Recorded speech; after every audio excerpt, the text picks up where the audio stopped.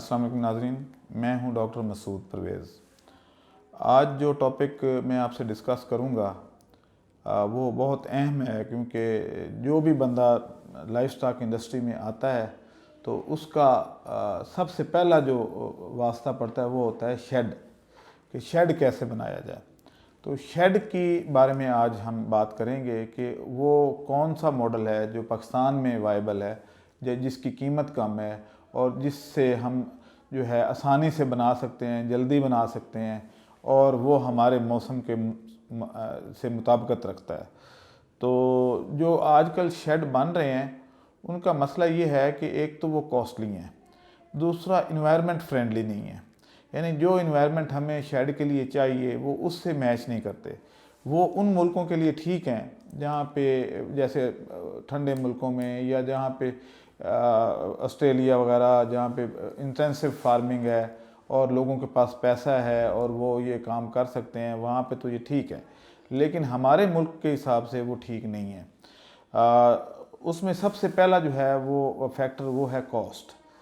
जो इस वक्त शेड बन रहे हैं या उनके डिज़ाइन हैं वो अगर आप गौर से देखें तो उन पे एक ह्यूज इन्वेस्टमेंट यानी बहुत भारी रकम खर्च होती है और उनका जो रेट है वो 550 रुपये पर स्क्वायर फुट के करीब है। कोई 10-20 कभी ऊपर नीचे वो बारगेनिंग से वो करते हैं। तो उसके बाद जो है वो शेड आप तैयार करते हैं। तो अब ये है कि हमारे मुल्क की जो ज़रूरत थी, एक तो ये है कि वो सस्ता शेड थी। आज सस्ता शेड बनाने का मैं लेटर ऑन डिस्कस करूँगा, लेकिन जो वो शेड था पहले उसकी थोड़ी सी देख लें। एक तो ये है कि गर्मियों में हमारे यहाँ मौसम बहुत गर्म होता है और सर्दियों में बहुत ठंडा हो जाता है। तो उस शीट का जो टेम्परेचर है, अगर आप गर्मियों में उसके ऊपर हाथ रखें तो हाथ नहीं रखा जाता, यानी 60 डिग्री के करीब उसका टेम्परेचर पहुंच जाता है, इवन इससे ज़्यादा भी पहुंच जाता है। तो अब यह है कि अगर जो मेटेलिक शीट से बना हुआ शेड है जो चादरों से बनता है, तो उसको आप देखें तो उससे अगर आप 2 फुट दूर भी हैं तो आपको एक हीट वेव फील होती है, यानी गर्मी की एक ऐसी जो है वो लहर आती है और आपको फील होता है कि जैसे मैं किसी बर्नर के पास या चूल्हे के पास खड़ा हूँ।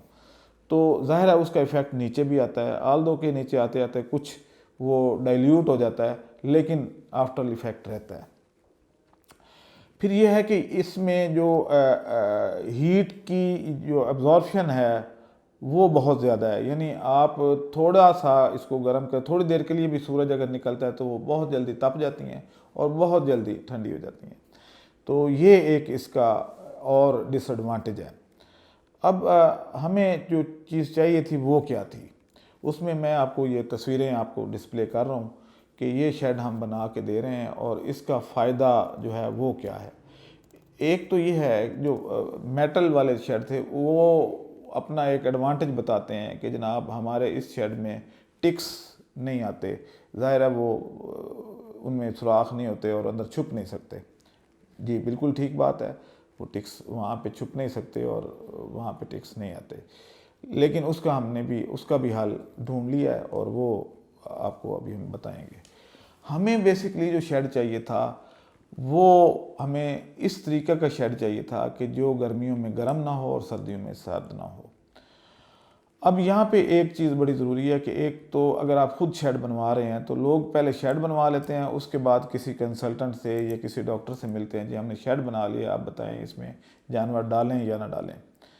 शेड की जो डायरेक्शन है उसका ख़ास तौर पे ख्याल रखना चाहिए, वो ईस्ट टू वेस्ट होनी चाहिए, यानी लॉन्गिट्यूडनल जो है वो ईस्ट से वेस्ट की तरफ हो।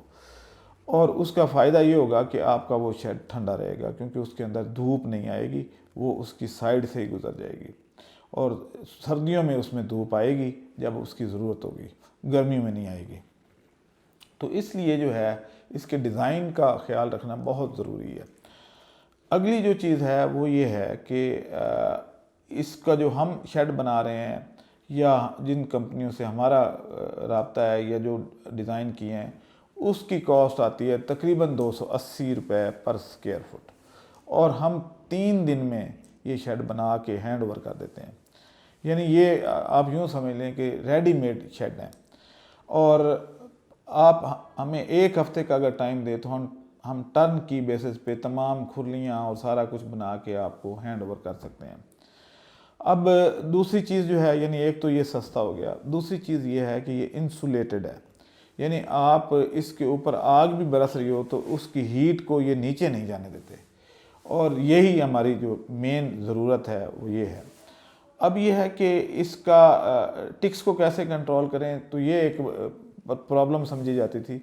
इसके अंदर हमने एक पाउडर, केमिकल आप कह लें, दवाई कह लें, वो हमने इसके अंदर डाल देनी होती है और वो उसके अंदर ही रहती है, क्योंकि इसके ऊपर पॉलीथीन होती है, उसके नीचे दवाई होती है, उसके नीचे जो इसकी जो इंसुलेशन है वो होती है, और ऊपर भी इंसुलेशन होती है, दरमियान में इसके जो है वो पॉलीथीन है, यानी अगर बारिश आए तो वो दवाई उसमें डिज़ोल्व होके तो बह ना जाए। तो इस तरीके से इसको किया है, और लेटर ऑन इसमें एक और एडिशन हम करने वाले हैं कि उसके अंदर बारीक पाइप गुजार देंगे ताकि ऊपर से उसकी शावरिंग हो थोड़ी थोड़ी, ताकि वो शेड जो है वो ठंडा रहे, और उससे ये होगा कि आपके फ्रीजियन जो कॉज हैं जिनका प्रॉब्लम है कि जनाब वो कैसे रखे जाएं, वो गर्मियों में गर्मी मनाती हैं, पाकिस्तान में तो रखी भी नहीं जा सकती, तो इस तरीके से ये मसला भी हल हो जाएगा। अब इसका जो दूसरा फ़ायदा है कि इसमें जो है ये वेज शेप है, आपने देखा है कि इसमें वेज शेप बने हुए हैं, तो गर्म हवा जो अंदर होगी वो इसमें सेंटर में से एग्जॉस्ट हो जाएगी और धूप भी नहीं पड़ेगी, और ठंडी हवा साइडों से इन हो जाएगी।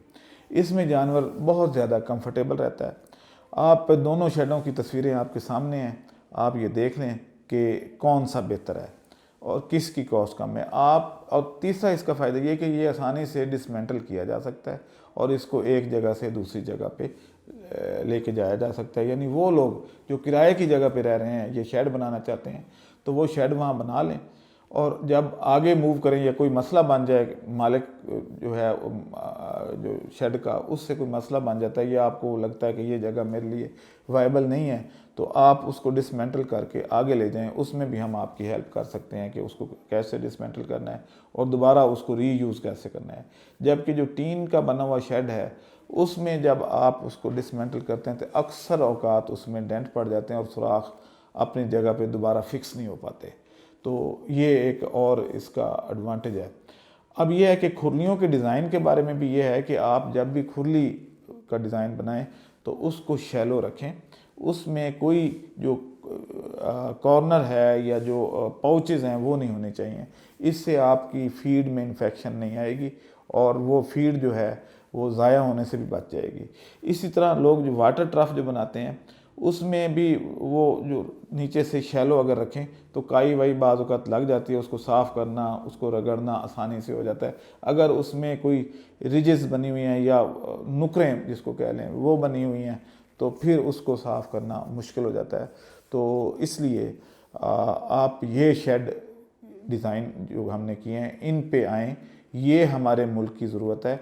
और दूसरा ये है कि इस डेयरी फार्मिंग जो है वो बहुत बड़ा प्रोजेक्ट बना दिया गया है कि जनाब आप, कोई कहता है जी मैंने 30 लाख का तो सिर्फ शेड बनाया है, कोई कहता है मैंने 50 लाख का बनाया है, तो भाई वो पैसे बचाएं और उनसे जानवर ज़्यादा कर लें, ना कि शेड पे आप खर्च करते जाएं।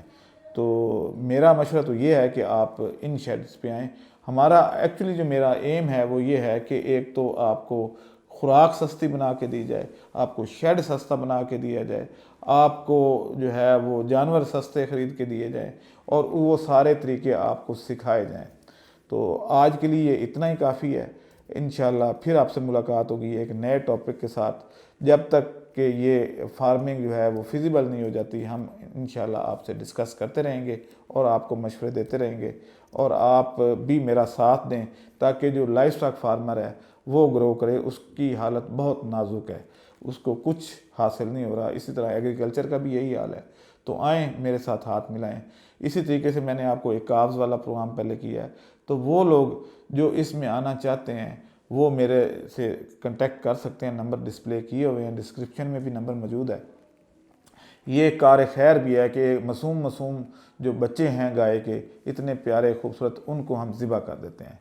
तो आएँ, अगर इसमें आप मेरा साथ दें तो हम इस तरह की कोई कोऑपरेटिव सोसाइटी बना सकते हैं कि जहाँ पे ये बच्चे पलें और आगे हम इसको अच्छे रेट पे सेल कर सकें। एक कारोबार हो जाएगा और वेलफेयर भी हो जाएगी और इस तरीके से खुशहाली भी आ जाएगी।